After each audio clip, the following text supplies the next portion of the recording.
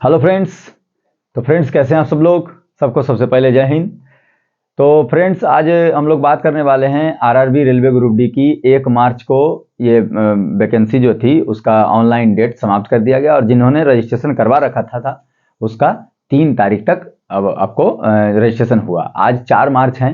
तो इसमें हमारे पुराने वीडियो में कई सारे कमेंट आ रहे थे कि पूरा डेटा दिया जाए किस जोन में। तो इसके पहले वाले वीडियो में भी हमने इंडियन मैप के साथ बताया था कि 16 जोन किन किन एरिया में या भारत के किस इलाके में आते हैं। इनका कमेंट था कि जिनका नए लोग हैं उनको अच्छा से समझ में आ गया।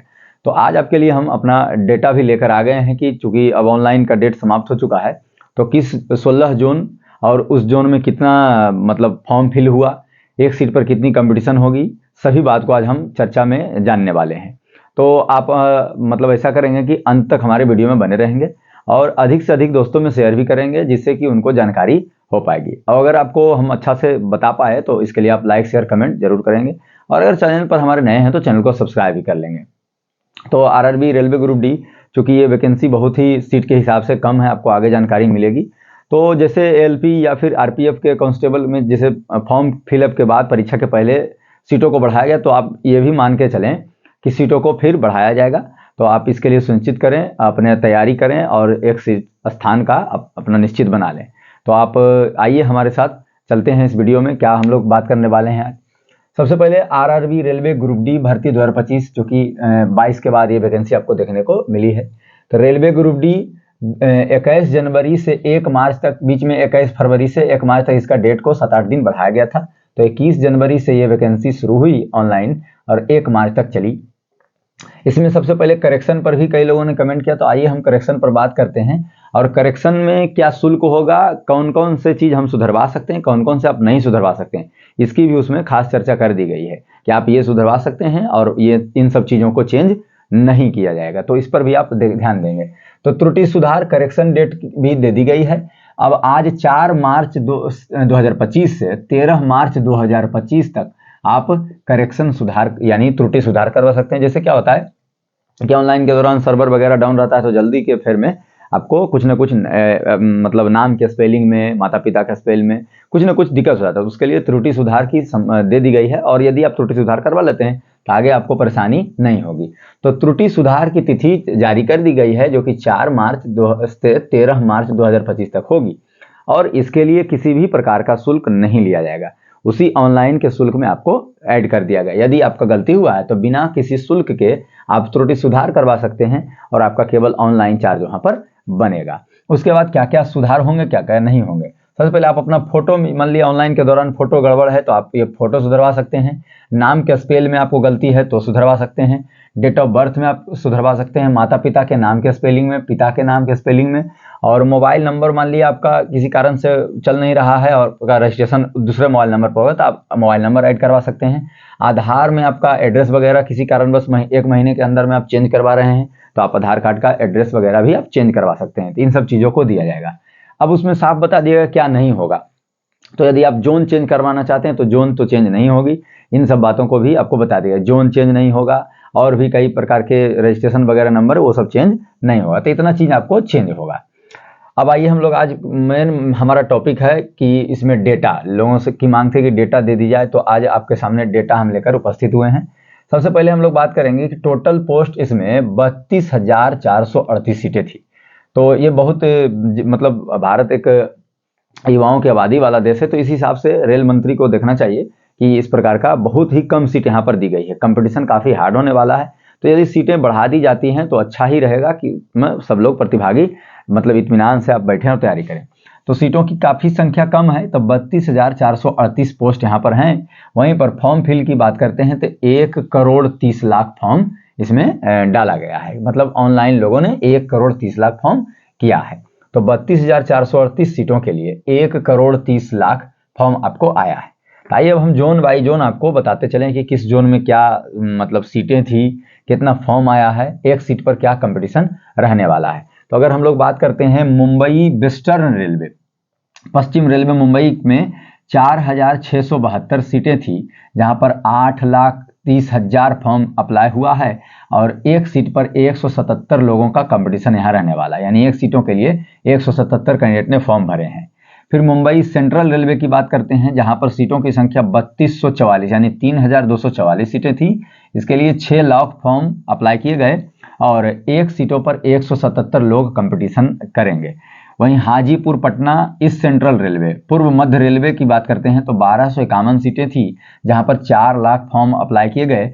एक सीटों पर वहां 379 लोगों का कंपटीशन रहने वाला है। वहीं जयपुर नॉर्थ वेस्टर्न रेलवे उत्तर पश्चिम रेलवे जयपुर राजस्थान में है, जिसमें 1433 फॉर्म थे।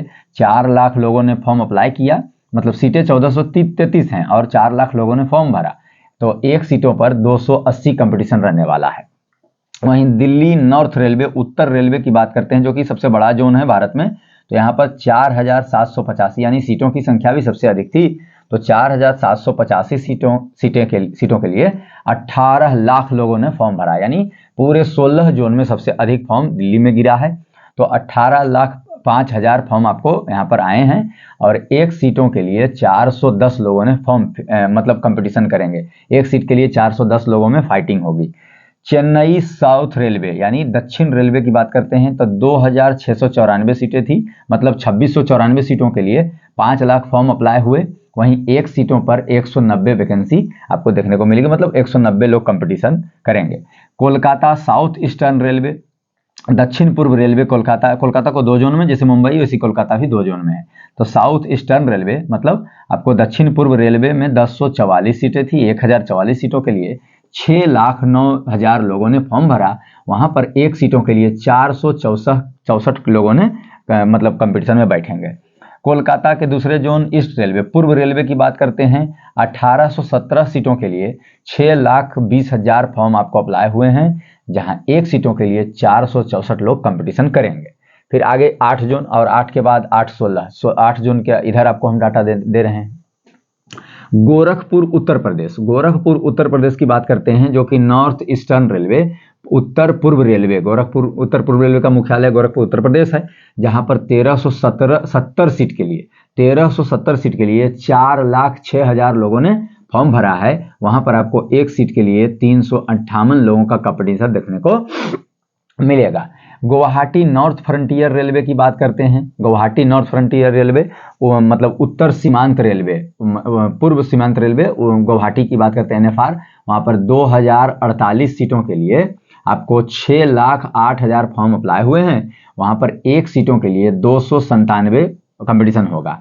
यदि आप गुवाहाटी में हैं तो आप यहाँ सिकंदराबाद साउथ सेंट्रल रेलवे मतलब दक्षिण मध्य रेलवे सिकंदराबाद दक्षिण मध्य रेलवे में 1642 सीटें थी, जहां पर 3,08,000 फॉर्म फिल किया गया।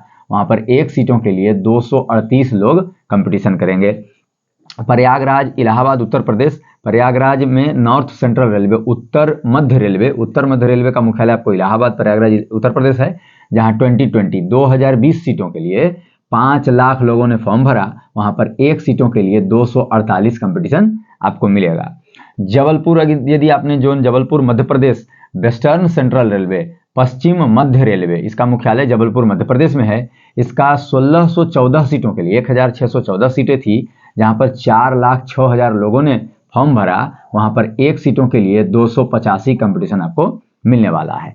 बिलासपुर SECR मतलब दक्षिण पूर्व मध्य रेलवे बिलासपुर छत्तीसगढ़ दक्षिण पूर्व मध्य रेलवे के मुख्यालय बिलासपुर छत्तीसगढ़ हो गया, जहां 1337 सीटें थी। 1,337 सीटों के लिए 3,09,000 लोगों ने फॉर्म भरा। वहां पर एक सीटों के लिए 291 कंपटीशन मिलने वाला है।